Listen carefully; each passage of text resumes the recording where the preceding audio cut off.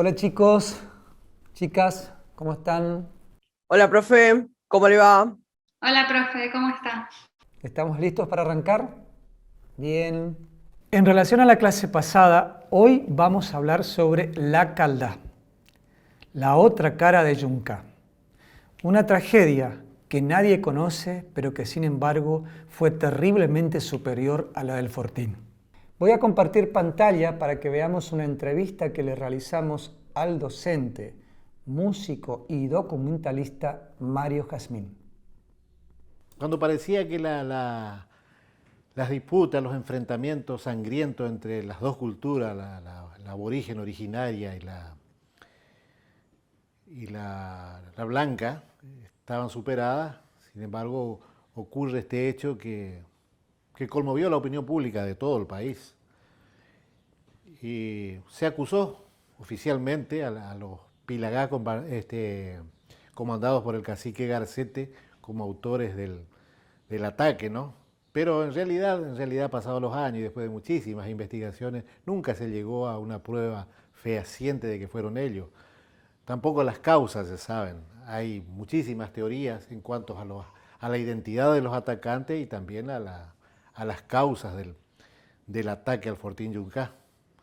Se produce a la siesta, ¿no es cierto? Y vuelven dos estafetas que se salvaron porque se fueron a llevar al jefe saliente, al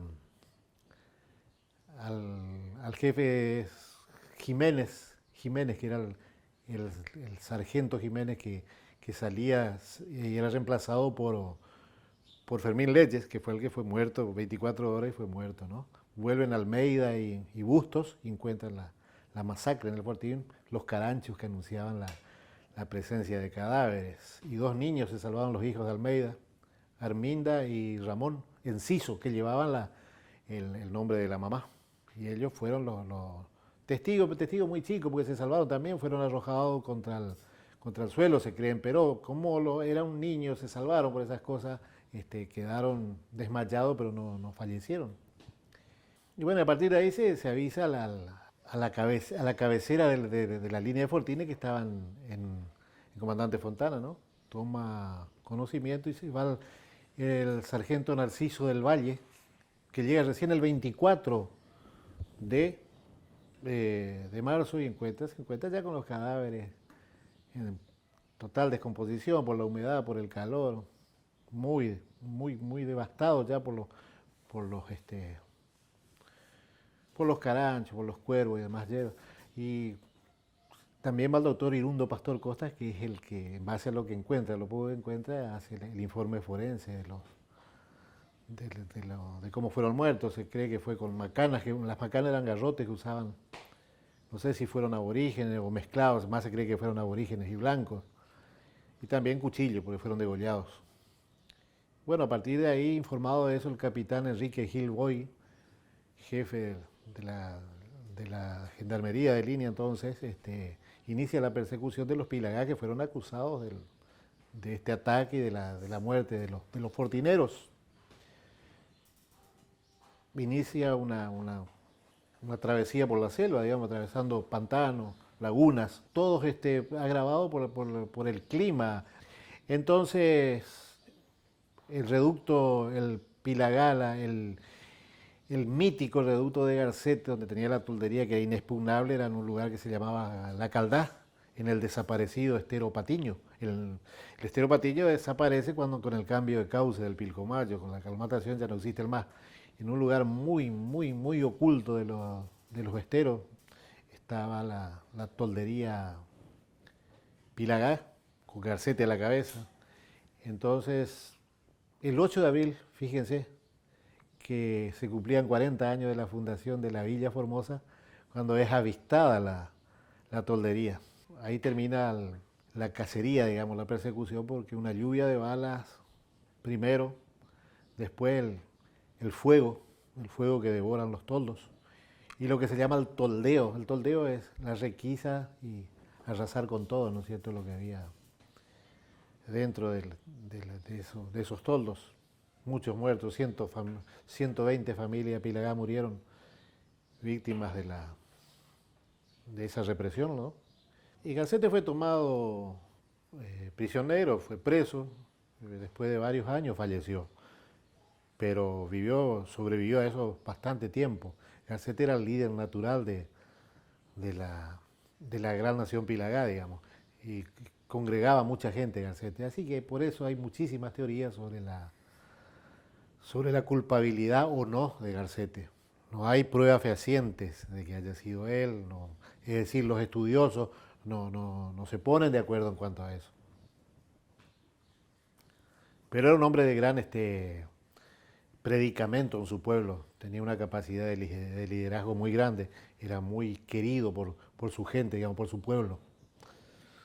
¿Y respecto a los responsables, qué se llegó a saber? Bueno, después se encontraron armas en el lugar donde habitan los Macá, del otro lado del Pilcomayo, en el territorio paraguayo, en el espacio Macá. Me contaba un gran antropólogo, Braustein, acá en Formosa, que eso tampoco habilita a que hayan sido los Macá porque encontraron armas. Se cree que fueron los Macá también porque encontraron las armas, pero a lo mejor pudieron caer en las armas en manos de él de ellos de otra manera, ¿no? Y las teorías más aceptadas es que fue una banda, ¿no es cierto? Una banda combinada de varias etnias, digamos. Macá, Pilagá, porque se realizaba esos días antes y se realizó un gran congreso, un gran yonca, que era una reunión política, económica, se bebía, se comía en abundancia, se firmaban acuerdos económicos y hubo un disgusto entre una cierta fracción de aborígenes que se separaron en malos términos de Garcete y vinieron y en el camino hacen esta masacre con el fin de inculpar a Garcete. Es una de las teorías que se creen, que se dicen, pero tampoco hay certezas, digamos. Yo creo que fue así, que hubo renegados blancos que andaban huyendo de la justicia, refugiados en los toldos, como se hacía siempre, que fueron los cabecillas, los que guiaron el ataque. Se cree que habían dos blancos en el ataque a Yuncá. Bien, ¿qué les pareció? Interesante, ¿no? Ahora les propongo que retrocedamos en el tiempo, más precisamente al año 1920, un año después de las masacres de Yuncá y La Caldá. Veamos. Estas imágenes que están viendo ahora corresponden a un documental filmado hace 100 años en blanco y negro por expedicionarios suecos. El film se titula Tras los senderos indios del río Pilcomayo, en inmediaciones de la zona que fue punto de encuentro entre los Com, Pilagás y Macás. La alianza contra la avanzada del Blanco, en lo que se llamó Conquista del Desierto Verde, se celebró en un lugar denominado por ellos como Yomacá, cuya pronunciación vaga suena como Yuncá, que significa sitio de reunión de tribus guaycurúes para dar ceremonia de la maduración del algarrobo, que comprende también la fiesta de la aloja. Como tradición, esta zona representaba desde hace tiempo un enorme significado cultural, étnico y social para los aborígenes. Es necesario hacer un paréntesis aquí para aclarar sobre el topónimo Yuncá, que, además de ser el nombre con que denominaban dicho lugar, en una escasa diferencia de pronunciación, Yucá, en lengua guaraní, significa matar. Coincidencia o no, lo cierto es que esta zona se tiñó de sangre tanto blanca como indígena. Esta película fue presentada por la antropóloga sueca Ann Gustafsson en unas jornadas académicas organizadas por la Universidad Nacional de Formosa. Finalizada su exposición, le realicé la siguiente entrevista. Veámosla. Todas las versiones sobre los hechos, donde hay un protagonismo muy importante de una mula, digamos, Garcete supuestamente se lleva cuando va al fortín, encuentra los cuerpos muertos, ¿sí? Entonces ahí ve una mula y se lleva la mula. Y entonces cuando vienen los soldados hacen el rastreo de la mula y les conduce al campamento de Garcete. Entonces hablan del error, ¿no?, de Garcete, de llevarse la mula, ¿no? Y por eso la represión a las comunidades, especialmente las comunidades relacionadas a Garcete, ¿no? Todo eso, digamos, yo al trabajar memoria, hablar con los abuelos y también los más, ¿cómo se llaman?, los más nuevos, queda bastante claro, digamos, todo eso, o sea, especialmente la inocencia de Garcete. Y yo lo que he hecho en mi investigación doctoral, básicamente hago la tesis la defendí el año pasado. La tesis fue en torno al film, o sea, la parte histórica, cómo fueron tomadas esas imágenes, que fueron tomadas básicamente en lo que hoy en día sería entre la comunidad de Descanso, Pilagá, y el viejo cauce del río Pilcomayo, ¿no? Son imágenes de las comunidades Pilagá y una familia criolla que vivían en ese momento disputando el territorio en esa zona que recién mencioné, ¿no? Entonces es, por un lado, un registro documental muy importante para conocer cómo funcionaba, cuáles eran los actores en esa zona que en ese momento era una zona militar del territorio nacional de Formosa. Y gracias a la existencia de un diario del viaje, ¿no?, que día por día el jefe de la expedición iba contando qué era lo que ocurría, cómo se tomaban las imágenes, pero no solamente eso, situaciones de negociación, situaciones problemáticas, conflictos que surgían, que ellos dan testimonio conflictos entre los soldados de Fortín Chávez, entre la familia Calermo, básicamente un poco un complot que se arma entre los criollos y los militares contra los Pilagá, y ahí intervienen los expedicionarios suecos porque quieren hacerlos amigos y además necesitan las imágenes. Entonces hay un montón de situaciones que son, digamos, un material muy rico, especialmente gracias a la existencia de este diario también. Justamente habla de Fortín Yungay y dice explícitamente: fueron acusados los Pilagá, pero fueron los Macá. O sea que, y 1920, estamos hablando de un año posterior a los eventos, y un testimonio que está circulando en terreno, en ese mismo territorio no muy lejos de donde ocurrió, ¿no? Es interesante ver cómo después va mutando esa versión de los hechos, que en el 20, ahí en el terreno, está clarísimo cómo está, digamos, expresado en el diario, ¿no? El cacique Garcete, como líder de esa alianza interétnica, realmente representaba una amenaza, no solamente para los militares, sino también para los Macá. En la avanzada del ejército, tras los pasos de los culpables del ataque al Fortín Yungay, en los toldos Pilagá se encontraron pertenencias de los soldados, tal vez producto del trueque o de hurto, no se sabe. Lo cierto es que después de la matanza de la Caldá, Garcete termina detenido. Garcete ha hecho confesiones, le hizo una confesión a Fernández Cancio, que era un pionero de la colonización de esta zona y que vivía en Clorinda, que llorando le dijo de que él estaba injustamente acusado de esto. Eso le dijo cuando estaba acá en la cárcel en Formosa, Garcete. Y Fernández Cancio fue a la zona de Yungay y comprobó de que no era. Ahora, no era Garcete. Entonces vuelve Fernández Cancio, le coloca un abogado y lo hace liberar a Garcete. Después Garcete se va a está un mes detenido más o menos, se va a la zona de Lugones, organiza de nuevo su gente y tiene un enfrentamiento con los Macay. Las primeras sospechas recaen sobre Garcete a raíz de un incidente que existió, cuando un soldado asesinó a un pilagá y poco tiempo después quedara libre.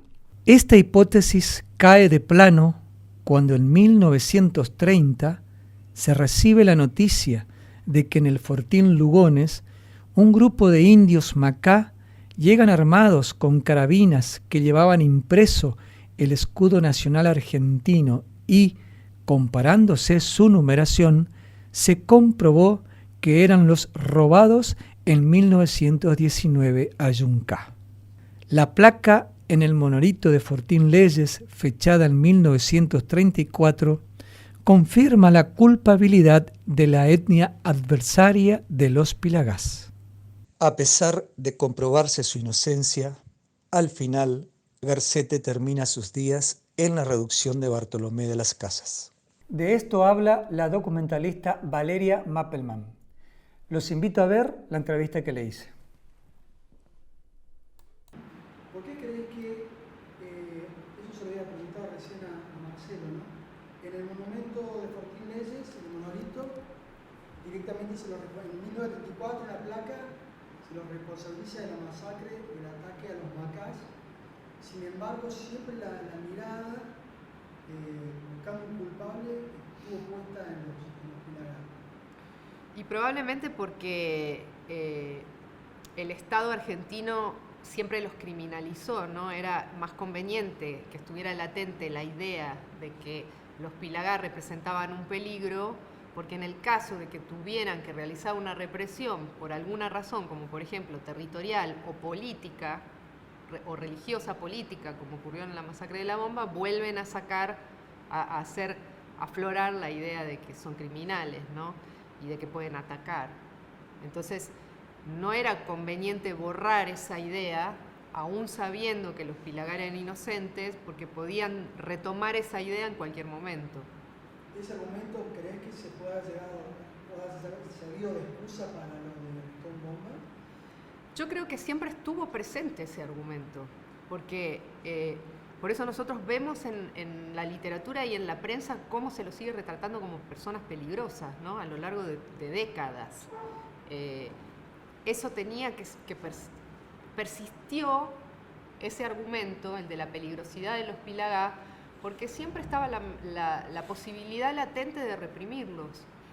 El trabajo que presentamos con Marcelo Unzante y con Diana Lenton tiene que ver con lo que encontramos acerca de Garcete cuando yo estaba haciendo la investigación sobre la masacre de la Bomba, y que me sorprendió porque encontré rastros de Garcete dentro de la reducción de Bartolomé de las Casas, familiares de Garcete, y además una serie de fotografías en el Archivo General de la Nación que no tenían referencias a Garcete en el dorso, pero que sabíamos que era él porque él en algún momento perdió un ojo, entonces siempre usaba un paño que le tapaba el ojo que se había herido.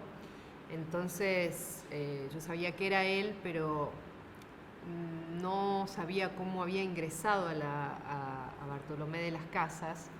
En esa fotografía él estaba bajo el alero de la administración de Bartolomé de las Casas. Entonces empecé a seguir esos datos y encontré más adelante planillas de la Contaduría General de la Nación que daban cuenta de que Garcete había estado en la reducción, había estado con sus hijos, había ingresado a la reducción con 1000 personas en el año 36 aproximadamente, pero es decir, muchos años después de la represión de Yungay.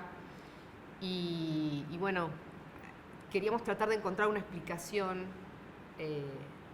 al por qué había ingresado Garcete a ese lugar, ¿no? En general las reducciones fueron siempre utilizadas para llevar a los sobrevivientes de las masacres a trabajar para el Estado.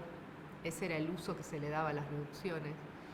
Y entonces Garcete, en los informes de la Comisión Honoraria de Reducciones de Indios, figura como cosechero o trabajando en alguna chacra de algodón.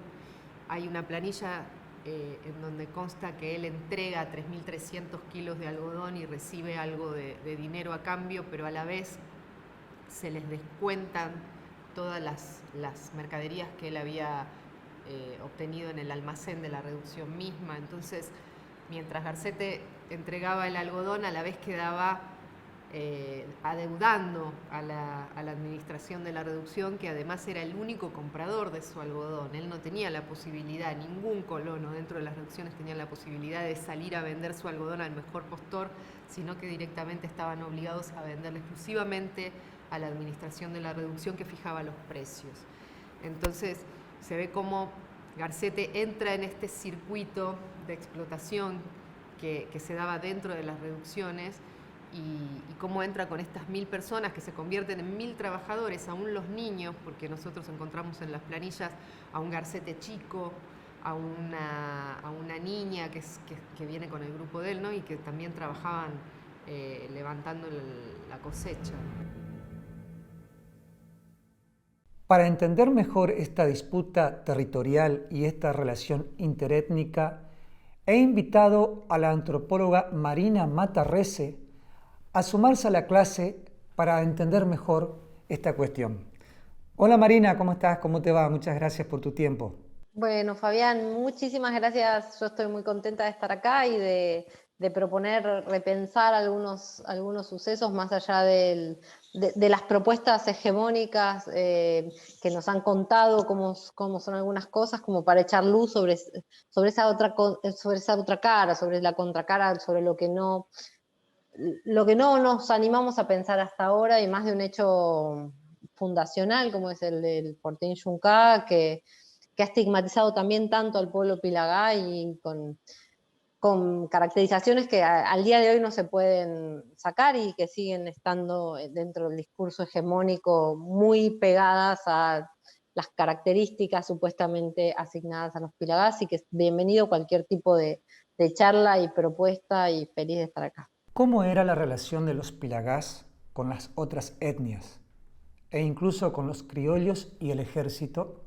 Los pilagás están caracterizados como, en algún momento estuvieron caracterizados como estos indios amigos de las fuerzas que representaban las fuerzas del Estado-Nación, por haber inclusive en algún momento histórico acompañado la incursión de las tropas en territorio indígena, porque ellos tenían una relación bastante tensa con los Macá, que estaban al oeste de su territorio histórico. Acompañaron el ingreso desde el este hacia el oeste, en el caso de los pilagá estaban en el centro de la provincia de Formosa, hacia el oeste, suponiendo que una vez que las fuerzas represivas que representan el Estado-Nación, o que representaban el Estado-Nación en ese entonces, pudieran correr a los Macá, que estaban más al oeste, y ellos como ganar ese territorio y esa disputa interétnica histórica. ¿De qué manera se da el cambio de concepto de amigo a enemigo para el pueblo pilagá, siendo que en el monolito que se encuentra en Fortín Leyes se adjudica la culpabilidad a los macás?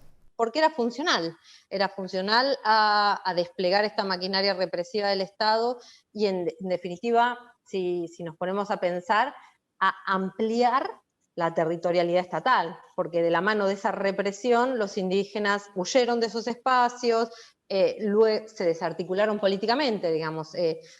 Cuenta de Morras que mataron al hermano de Garcete huyó, se desarticula absolutamente políticamente cualquier tipo de gestión política o de articulación política indígena, panindígena ni te cuento, y era muy funcional una vez inventada la prueba o el culpable, desarrollar o desplegar toda esta maquinaria represiva del Estado. Los pueblos, después de situaciones de genocidio, muchas veces tienen que pasar inclusive muchas generaciones, muchos años, como para que puedan ponerse a repensar y a reclamar sobre su propia historia. En general son de procesos traumáticos, pasó luego en la bomba, o pasa luego de situaciones tanto de pueblo como individuales. Y ahora decís, después de tanto tiempo, sí, porque recién ahora lo pude procesar, digamos. Ahora el pueblo Pilagá, ahora no, hace un par de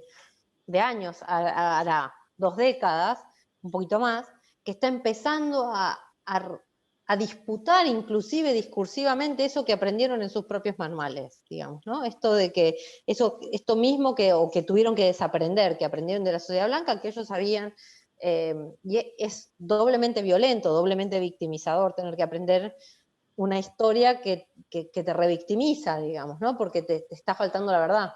Muchas gracias, Marina. Realmente muy importante el aporte que has hecho a nuestra clase. Que tengas un buen día. Hasta luego.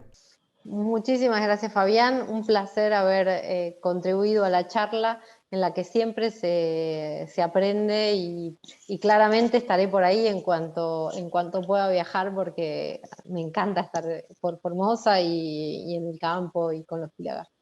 Así que ya estaré por allá.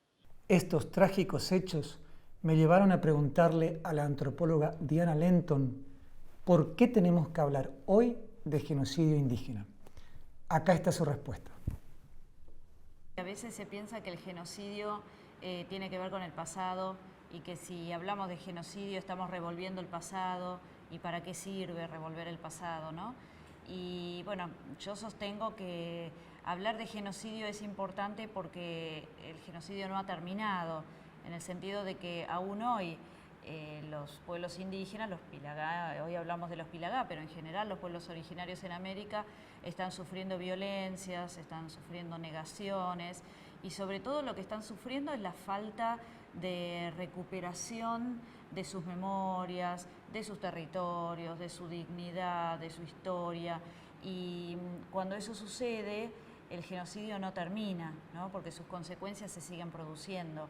Entonces, por eso es que es importante hablar del genocidio, que es otra manera de decir que es importante conocer lo que pasó y es importante escuchar la memoria de las víctimas para posibilitar que haya un cambio real. Si no sabemos lo que pasó y si no lo sabemos además por la voz de las víctimas, no podemos tampoco darle una solución, no se puede empezar a reparar ese genocidio, ¿no? Bueno, chicos y chicas, espero que lo aprendido hoy y en las clases anteriores sirva para que nadie diga que en Formosa no pasó nada.